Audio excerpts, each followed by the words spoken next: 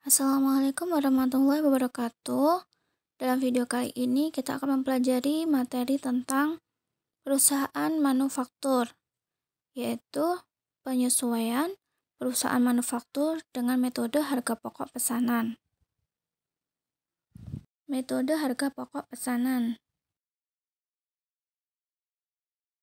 Sebelumnya kita perlu mengenal dulu apa itu jurnal penyesuaian, yaitu jurnal yang dibuat dalam proses pencatatan perubahan saldo dalam akun sehingga saldo mencerminkan jumlah yang sebenarnya.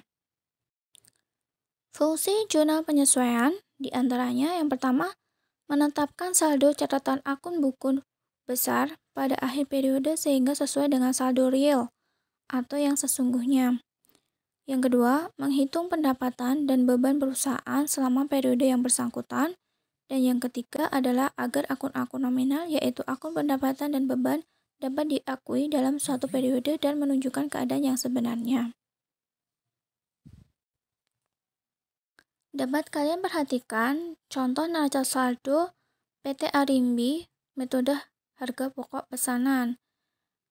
Bisa dilihat dalam tabel metode harga pokok pesanan untuk perusahaan manufaktur itu berbeda dengan neraca saldo yang ada dalam perusahaan dagang.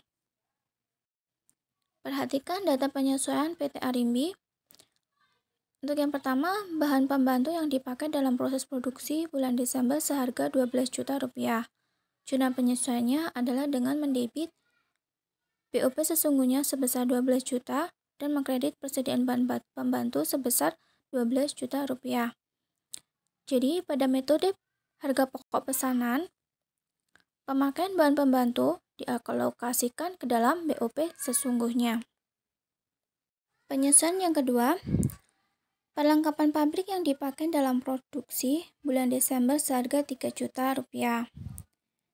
Jurnal penyesuaiannya dengan mendebit BOP sesungguhnya sebesar 3 juta dan mengkredit perlengkapan pabrik sebesar 3 juta rupiah. Dalam hal ini, pemakaian perlengkapan pabrik juga dialokasikan ke dalam BOP sesungguhnya.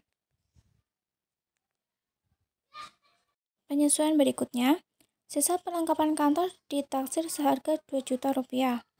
Untuk menghitung perlengkapan kantor yang sebenarnya dipakai atau sudah habis dipakai adalah dengan menyelisihkan antara saldo awal perlengkapan kantor atau saldo yang ada di dalam neraca saldo sebesar Rp6.800.000 dikurangi sisa perlengkapan kantor sebesar Rp2 juta.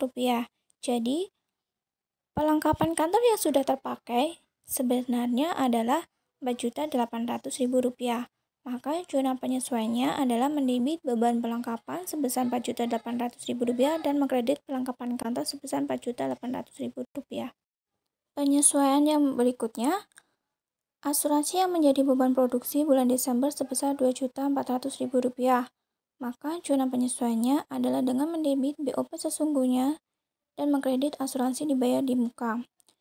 Asuransi yang menjadi beban produksi dialokasikan ke dalam BOP sesungguhnya.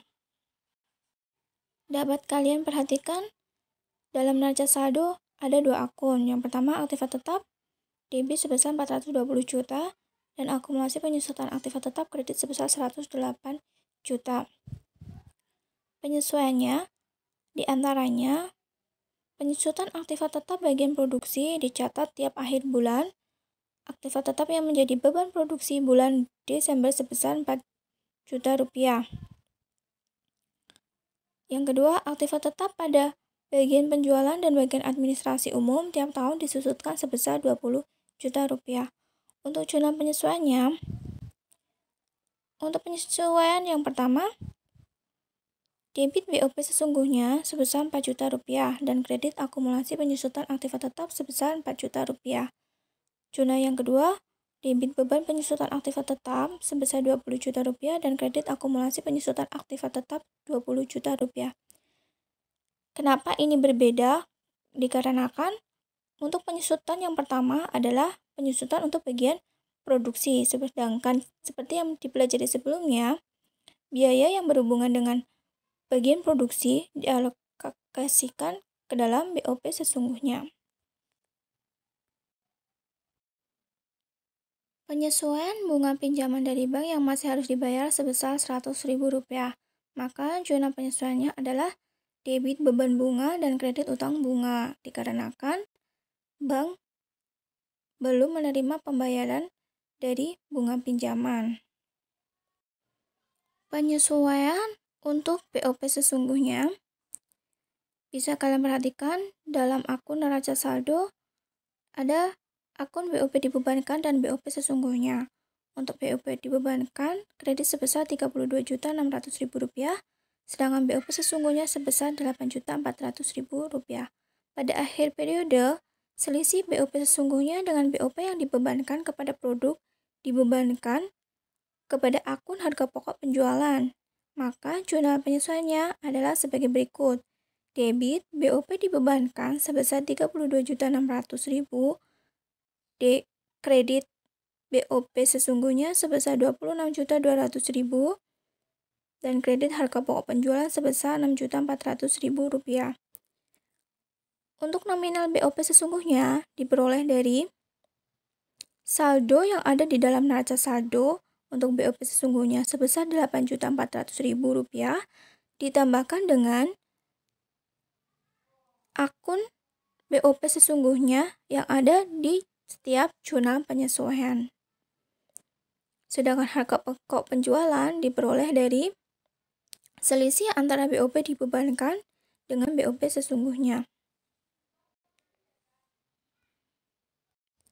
Terima kasih, semoga bermanfaat bagi kalian semua dalam mempelajari penyesuaian untuk metode harga pokok pesanan perusahaan manufaktur.